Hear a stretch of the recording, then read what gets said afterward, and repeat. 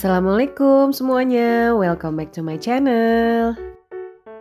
Video kali ini video memperingati hari kelahiran saya di akhir bulan lalu ya Mak, masih di tahun 2020. Saya buatkan video, siapa tahu ada juga yang mau bikin acara di rumah, sederhana di rumah, tapi bingung apa aja sih yang harus dipersiapkan. Membuat acara sederhana di rumah tentu aja membutuhkan tema juga ya Mak, membantu kita juga untuk berpikir. Kalau saya sih temanya sederhana aja, yang penting bisa makan, ngumpul-ngumpul dengan keluarga, itu udah bahagia banget. Untuk soal tempat bisa di mana aja, di restoran syukur, di rumah juga alhamdulillah ya Mak. Setelah itu kita buat list menu dan belanjaannya. Ini kalau saya lagi ngungkep ayam ya Mak. Jadi ini salah satu menu utama juga nanti di acaranya.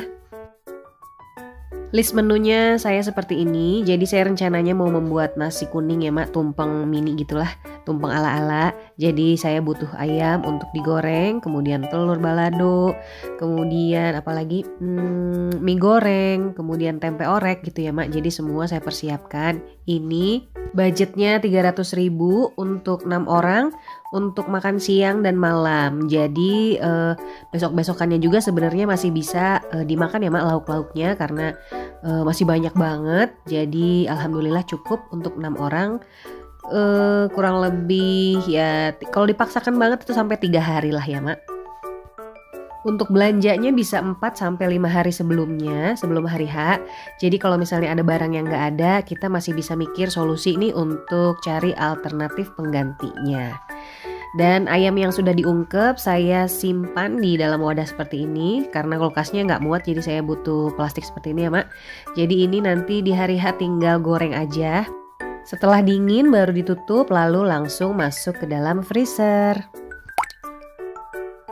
Dan ini adalah persiapan meal prep saya ya Mak. Jadi semuanya sudah saya potong-potong di hari sebelumnya. Jadi semuanya sudah ready, pokoknya tinggal cemplung ke wajan. Meal prep saya lakukan sehari sebelumnya, jadi supaya menghemat waktu dan tenaga karena saya melakukannya semua sendiri.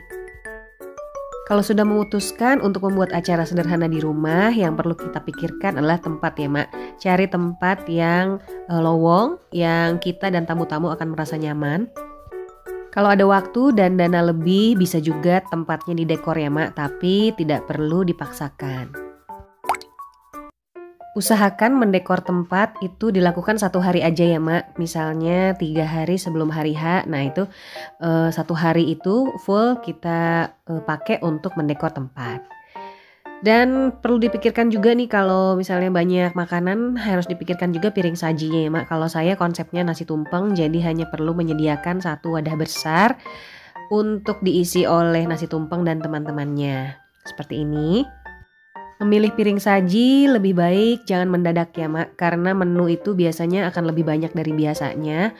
Belum lagi piring sajinya misalnya kotor, jadi perlu dibersihkan dulu, itu makan waktu juga ya Mak. Jadi semuanya harus segera dibersihkan dulu sebelum dipakai.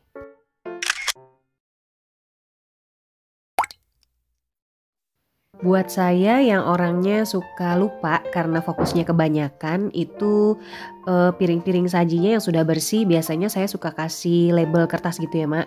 Misalnya tempe goreng, ayam goreng, atau misalnya mie goreng gitu. Nah nanti kertas-kertas itu ditaruh di piringnya masing-masing. Jadi saya nanti nggak bingung lagi nih naruh tempe di mana ya. Tadi piringnya saya udah pilih yang itu. Saya suka untuk ayam goreng yang ini gitu ya Mak. Jadi saya nggak perlu lagi mikir-mikir lagi nih ayam goreng taruh di mana, tempe taruh di mana, udah ada tulisannya, tinggal taruh di situ aja. Lumayan juga nih meminimalisir kelupaan kita memasak menu itu ya Mak. Hal itu juga saya lakukan pada saat lebaran. Jadi label-label seperti itu lumayan membantu saya sebagai petunjuk supaya saya nggak kelupaan masak menunya. Membuat acara perayaan ultah untuk anak juga bisa di rumah loh Mak. Jadi kalau misalnya rumahnya memang memadai, ada tempat gitu yang bisa disediakan gitu untuk beberapa tamu yang datang. Jadi di rumah itu jauh lebih hemat dibandingkan kita merayakan di luar rumah gitu ya. di resto atau di cafe seperti itu. Jadi kalau misalnya di rumah kita nggak perlu lagi mikirin biaya sewanya. Tapi memang kalau di luar sudah ada paket-paket dengan harganya masing-masing. Kalau di rumah kita bisa bikin cake ultah sederhana gitu ya Ma, atau misalnya mau pesan nasi box tapi harganya lebih terjangkau. Untuk masakannya bisa masak sendiri, bisa juga pesan catering yang murmer gitu ya Mak. Jadi banyak pilihan lah untuk acara di rumah. Yang penting sesuaikan jumlah tamu dan tempat yang ada di rumah kita.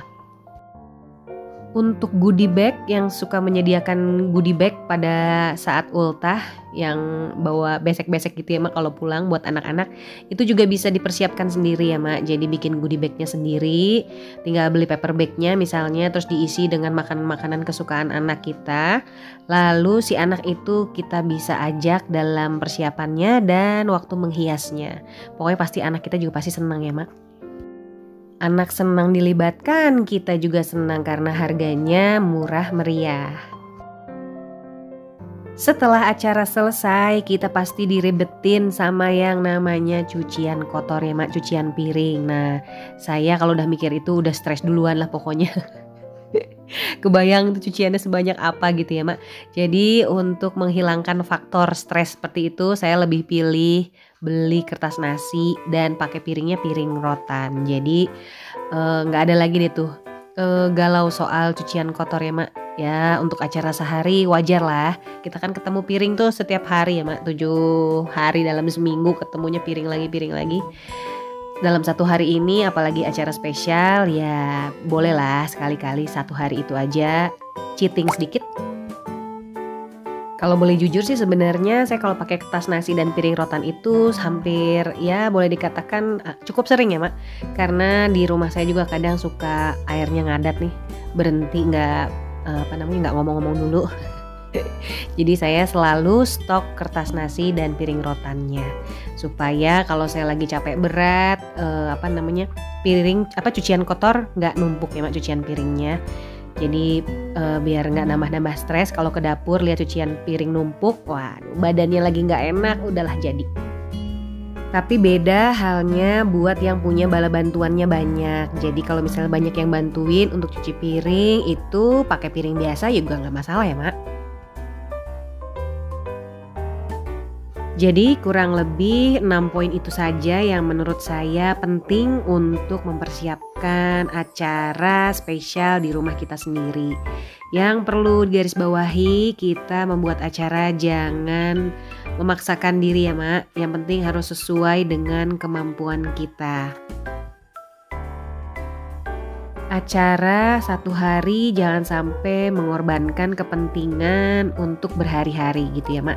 Jadi kalau bisa memang direncanakan dulu kalau ada acara spesial seperti ini. Dan bisa juga disiapkan budget dan lain-lainnya supaya tidak mendadak dan tidak memaksakan diri lah gitu. Tahu-tahu harus beli ini, harus beli itu. Tapi mengorbankan tabungan atau mengorbankan uang untuk keperluan lain.